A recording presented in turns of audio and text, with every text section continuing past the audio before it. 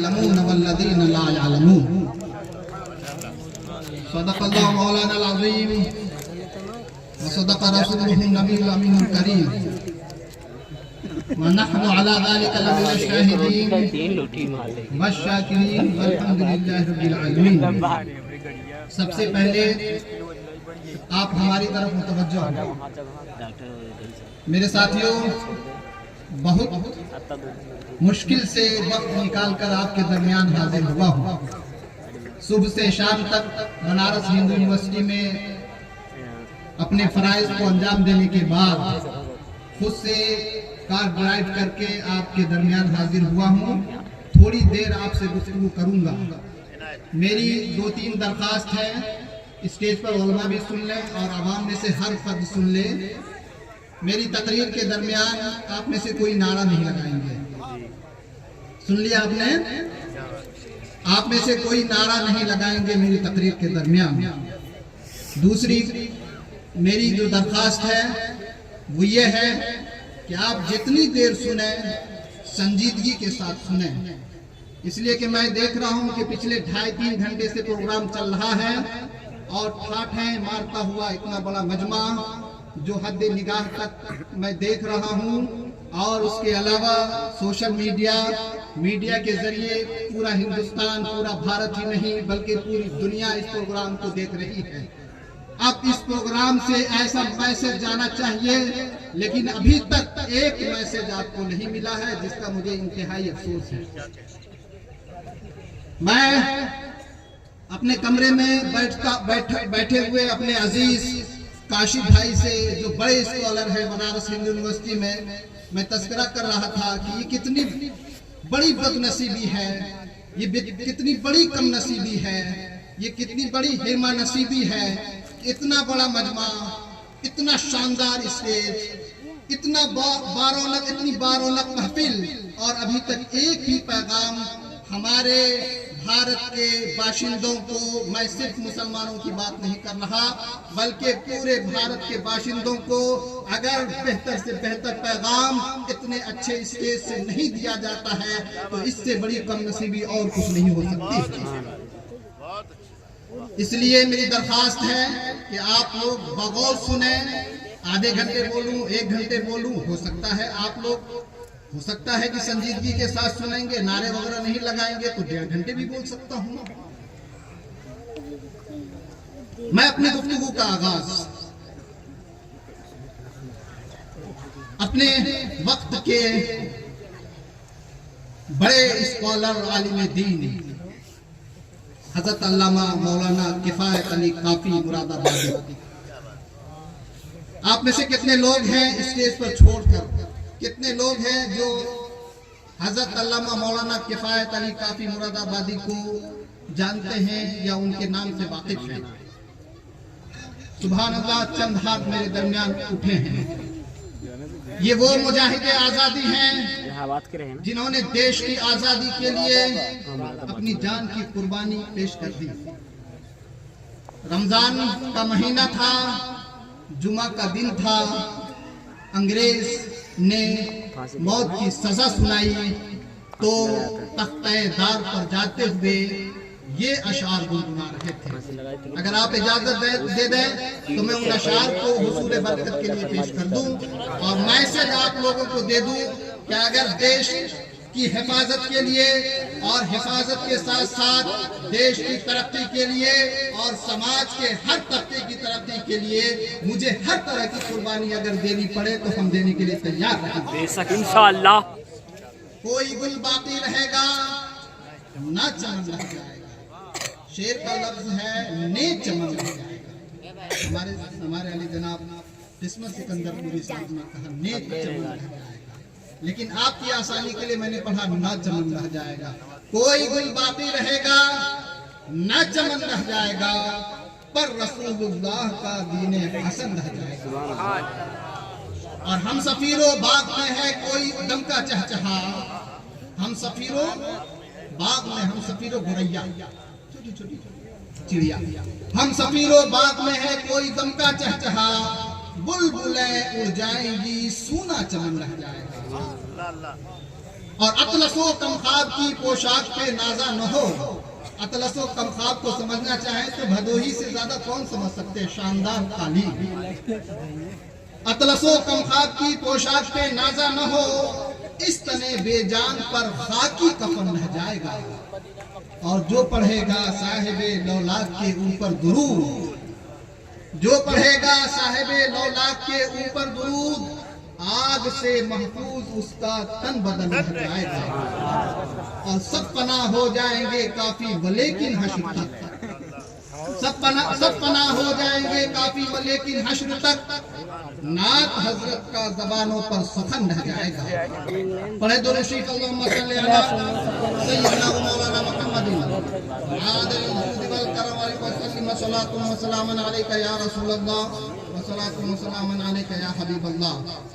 جب اس ادارے کے سربراہ علی جناب حضرت مولانا فیصل الشفیع صاحب نے مجھے فون کیا، ان سے گفتگو ہوئی کہ کس موضوع پر خطاب کیا جائے، تو میں نے جو منتخب موضوعات ہیں جن پہ میں نے اپنا ریسرچ کیا ہے، کام کیا ہے، تو میں نے 2-3 موضوعات کا تذکرہ کیا. تو انہوں نے ایک موضوع کا انتخاب کیا اور وہ موضوع ہے مدارس کے فارغین اور روزگار کے مواقع. لیکن میں آج اس موضوع پر مکمل طور پر گفتگو اس لیے نہیں کروں گا کہ میں دیکھ رہا ہوں کہ بھدوئی کی سرزمین پر قرب و جوار سے آئے ہوئے ہزاروں لوگوں کا یہ مجمع، جس کے لیے مجھے ایک بہت بڑا میسج دینا ہے. صرف مدارس کے علماء کو نہیں، صرف مدارس کے طلبہ کو نہیں، صرف مدارس میں پڑھنے والے اسکالرز اور طلبہ و طالبات کو نہیں، بلکہ کالج، اسکول، یونیورسٹی میں پڑھنے والے تمام اسٹوڈنٹ کو میں میسج دینا چاہوں گا. اس کے علاوہ بھدوئی کی سرزمین ہی نہیں بلکہ سوشل میڈیا اور میڈیا کے ذریعے پورے بھارت کی سرزمین پر ہی نہیں بلکہ پوری دنیا کے لوگوں کو علم، گیان، نالج کے بارے میں میسج دینا چاہوں گا.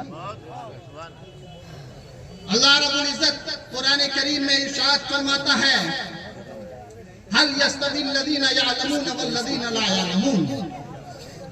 بہت ہی آسان ترجمہ، کیا پڑھے لکھے اور جاہل دونوں برابر ہیں؟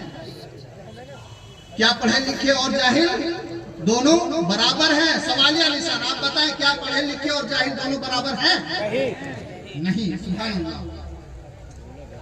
اب جب کہ آپ کی طرف سے مجھے یہ جواب مل گیا کہ پڑھے لکھے اور جاہل برابر نہیں ہیں، تو کیا ہمیں پڑھا لکھا بننا ہے یا جاہل بننا ہے؟ پڑھا لکھا.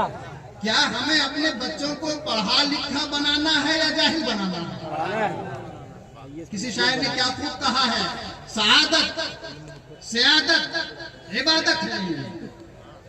سعادت، سیادت، عبادت علم، حکومت ہے، دولت ہے، طاقت ہے.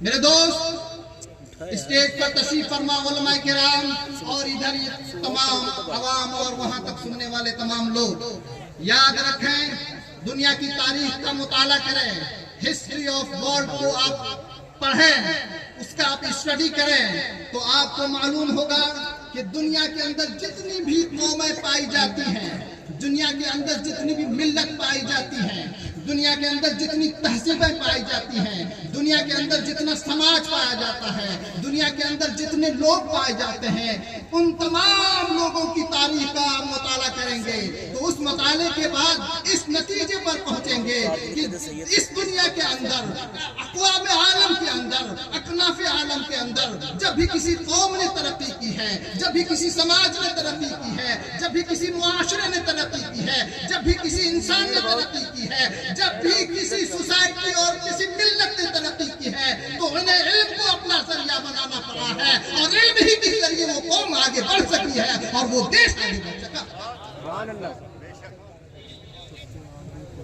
حضرت علی رضی اللہ تعالیٰ عنہ کا نام آپ لوگوں نے سنا ہے؟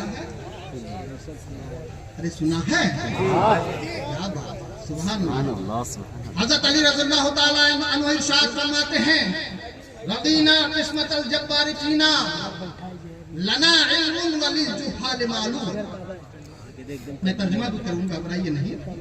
میں اپنی گفتگو کا ایک جملہ بھی ایسا آپ کے لیے نہیں چھوڑوں گا جو آپ میں سے ہر ایک کو سمجھ میں نہ آ جائے، اس لیے کہ میں ایک پیشہ ور مقرر کی طرح آپ کو ہنسا کر کھیلا کر اور تھوڑی دیر انٹرٹین کر کے میں چلا جاؤں اور کوئی میسج نہ دوں۔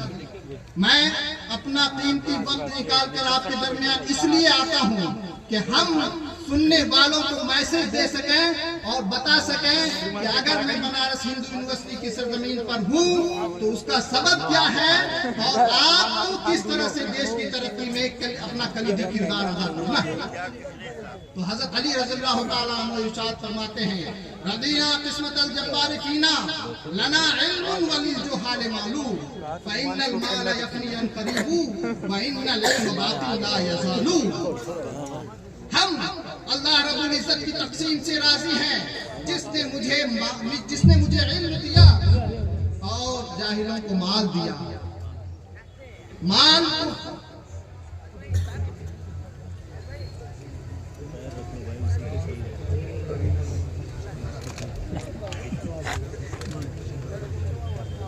آپ یونیورسٹی کے اسکالر یا پروفیسر کو بلائیں گے تو ان کے لیے پوڈیم لگانا ضروری ہوتا ہے، اس لیے کہ ہم کوئی بھی گفتگو ہوا میں نہیں کرتے ہیں، ہمارے پاس ڈیٹا ہوتا ہے۔ کوئی بھی آیت، کوئی بھی حدیث، کوئی بھی ڈیٹا، گورنمنٹ کا ڈیٹا، کوئی بھی چیز ہم پیش کرتے ہیں تو آپ میں سے کوئی بھی کھڑے ہو کر کے سوال کر سکتے ہیں۔